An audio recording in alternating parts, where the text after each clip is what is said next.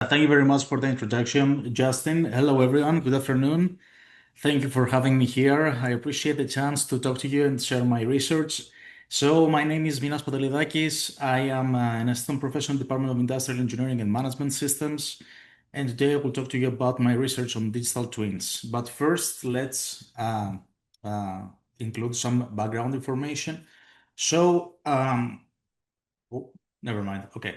So my background, I have a mixed background. I have an integrated master's degree in electrical and computer engineering, and I received my master's and PhD degrees in industrial and systems engineering. I joined UCF in August, and I'm very new here, and I'm very happy to be here. So right now I'm teaching a course in supply chain engineering, and in the future the plan is to teach a course in digital manufacturing for industrial engineers. My research interests span the areas of digital twins, advanced manufacturing, modeling and simulation, Internet of Things, and AI. And if you want to come say hi, my office is in Engineering 2, room 432. So, some past research that I've worked on, I've included in this slide a brief compilation. I've done work in manufacturing, in multiple parts of manufacturing, additive, subtractive manufacturing, distributed manufacturing, and assembly. I have also done some work on agriculture and specifically on precision irrigation scheduling. I would like to push forward and expand my research to other domains, such as hybrid manufacturing, which is a mix of additive and subtractive manufacturing, and also supply chain management and biomedical engineering. So let's start by discussing a little bit what is a digital twin, because it's a very controversial thing in the literature. So, as defined by Dr. Michael Grips in 2014, a digital twin is a three-piece construct. It includes a physical product, a virtual representation of that physical product, and also a bidirectional data exchange between these two domains. It includes, of course, additional things such as the capability for synchronization, because we're not talking just about exchanging data. We need to have the data to be in sync between these two domains. And it also needs to add some value to the system, right? It needs to be able to, it's a value-adding technology.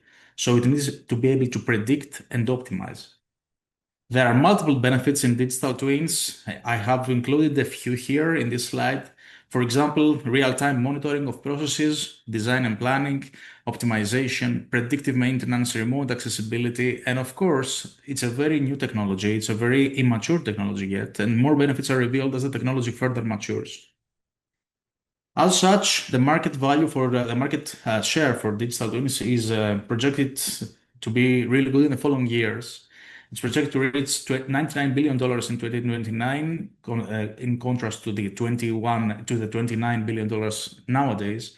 And the compound annual growth rate is about 36%. So we realize there is a lot of incentives for people, industries, and stakeholders to invest in digital twins.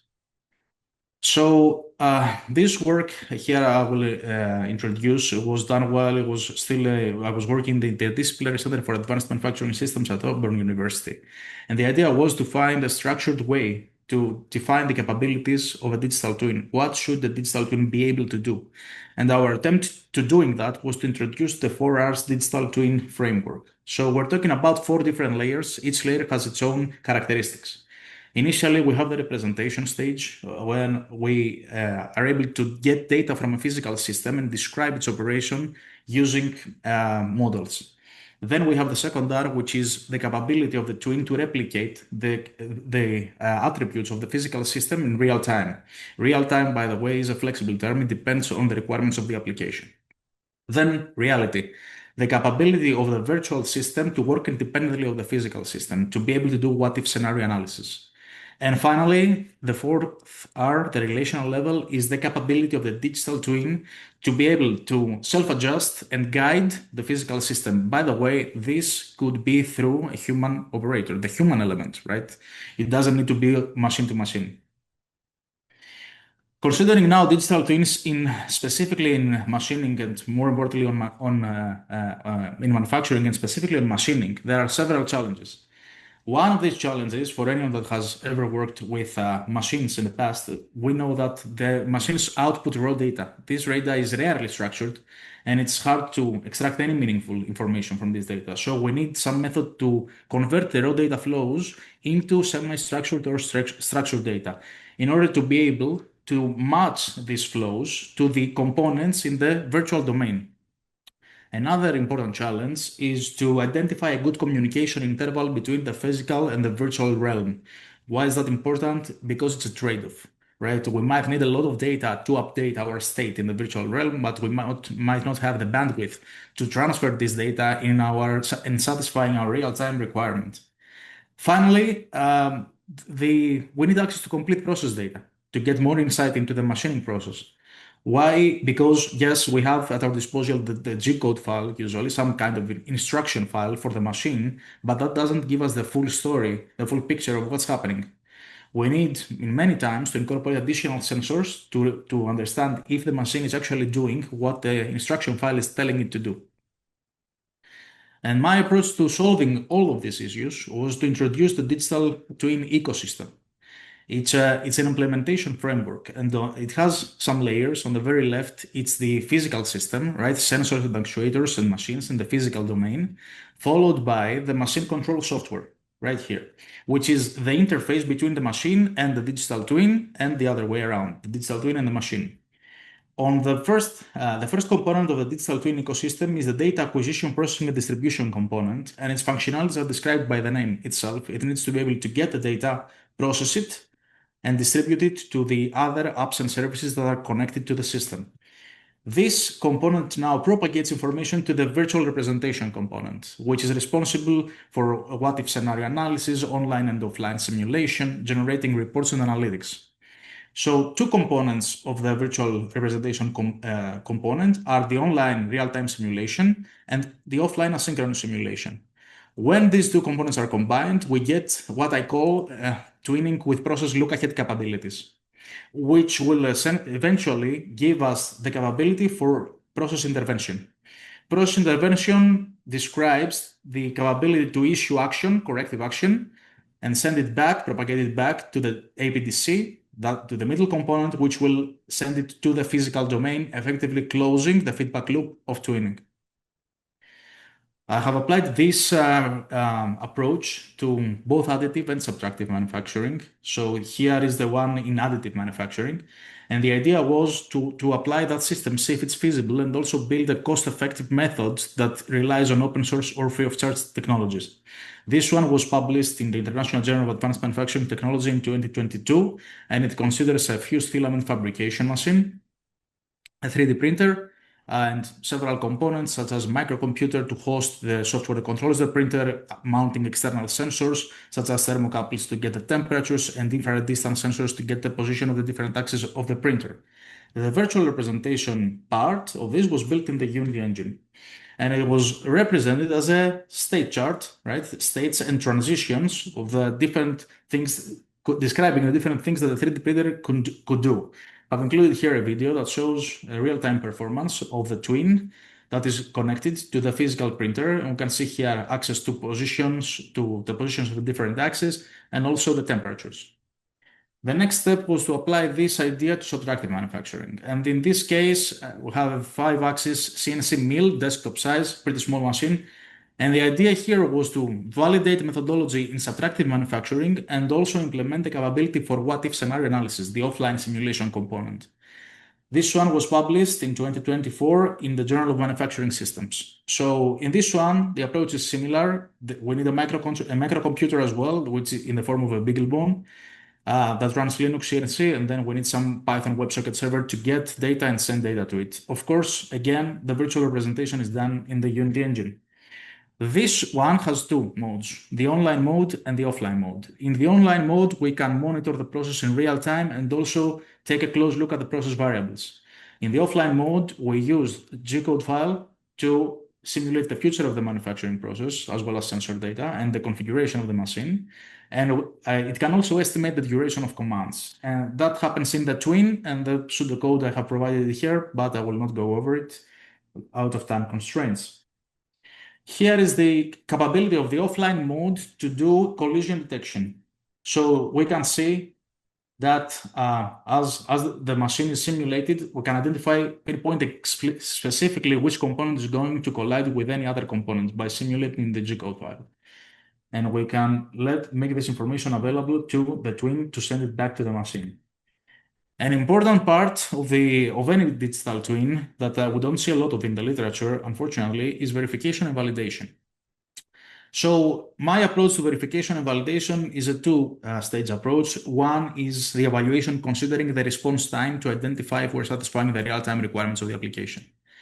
The diagram I have included on the right here is that exact response time, which is in this case, in a subtractive manufacturing case study, is 50 milliseconds.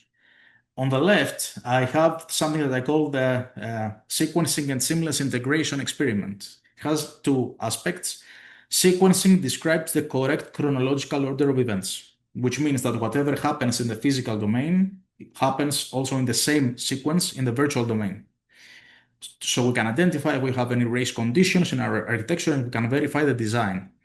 The other component is the seamless integration, which describes data loss. Here, this evaluates if all the events that happen in the physical domain are also propagated in the virtual domain. So we can actually be able to say that we have created a successful digital twin.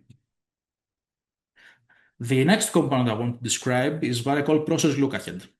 It's a separate component of the architecture that simulates future states at runtime and runs in parallel with process replication, but it runs faster than real time.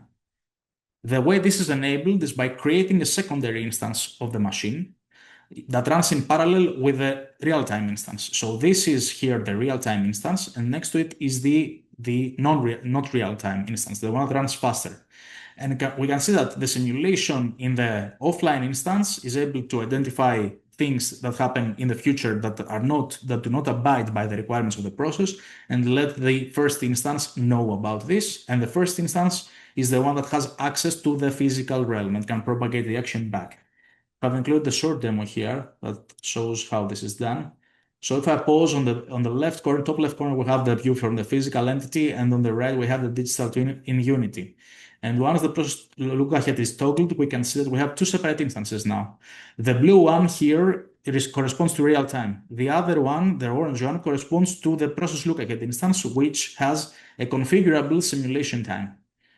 And once the process is initiated, we can see that the one on the bottom right runs faster. It identifies a collision, the collet here that holds the tool is highlighted in red, and we have a notification that this collision happened. At the same time, the real machine was stopped autonomously, right? The twin stopped the machine.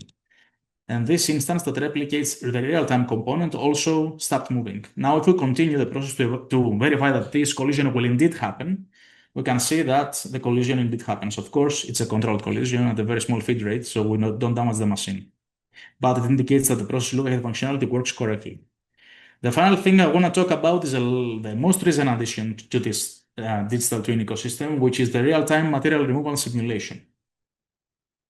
So here, my approach to this is by having a voxel grid, a signed distance field, and an isosurface extraction algorithm, and then constructive solid geometry between these two. So both the workpiece and the cutting tool are modeled like this. Here I have included the OpenGL shading language description of these two things, and here are the representations from Unity. We can do very complex actions using this approach, using just mathematical functions. For example, here, simulating a ball melting inside a cube. This is a demo of that functionality running. This is real time. This achieves at least 15 frames per second on a personal computer, so it runs really well right now. And we can see that we can simulate the material being removed from the part, which is my intention to create a product digital twin of the thing being manufactured. So considering future work directions, my short-term plans, I really want to investigate the virtual mesh generation further, which opens a collaboration opportunity in the area of implicit modeling and computer graphics research. I would like to also experiment with human digital twin interfaces, which opens a door for collaboration in extended reality, natural language processing, and Gen AI workflows, and also to apply the digital twin ecosystem to hybrid manufacturing, which a combination of additive and subtractive, and I could really use the help of a hybrid manufacturing expert on that part. My long-term plans include making the digital twin ecosystem even more interdisciplinary and expanding in the areas of agriculture, supply chain, and biomedical engineering. Have included some relevant solicitations here, but I'm not going to go through them. These are the references for your convenience. Thank you very much for your time and attention. I will happily take your questions.